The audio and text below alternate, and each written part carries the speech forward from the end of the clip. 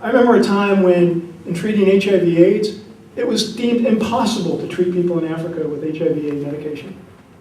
People said you shouldn't even try because the technologies, the systems weren't in place.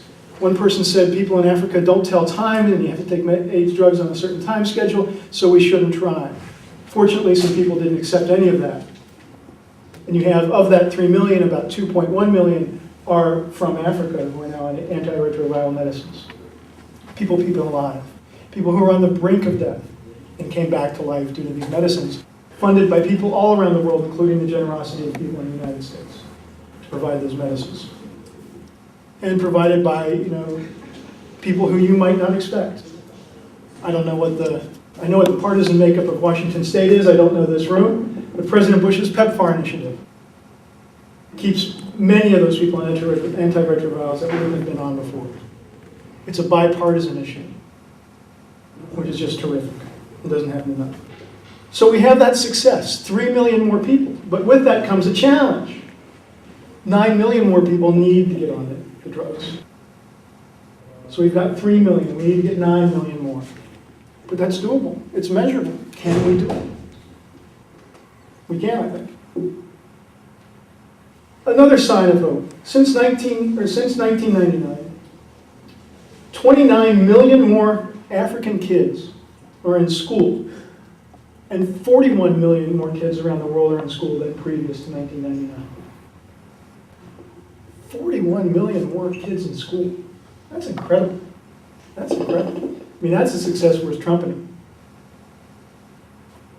Who here would have thought that you'd be able to say in less than 10 years, you could put 41 million more kids in school? Not I. Anybody here? Sammy, did you? Did you? But it's been done. Partly because there's been a focused effort to make it happen. And people in the United States have been key to that. There's a challenge though. 41 million more is terrific. We have to celebrate that. But there's 31 million approximately more kids that need to get in school than aren't. A good chunk of them are going to be women and little girls. So we have a challenge. There's success we have to recognize, but there's a challenge we have to pick up at the same time. One last one. Since 2003, 59 million bed nets to help prevent the spread of malaria have been distributed around the world. 59 million. All told to produce a bed net, get it to Africa, do the training and the treatment around it, it costs about $10 to get a bed net. That'll last about 5 years before it needs to be replaced. And often 2 or 3 children will be under that bed net, not just one kid. I one time was in Uganda and was sleeping under a bed net, and it fell down in the middle of the night. I had a strange dream of being kind of caught in a net. That's just an incredible number, though. 59 million bed nets. But the challenge with that, 73 million more bed nets need to be distributed to really get at this problem. And a lot of other things have to be done with malaria.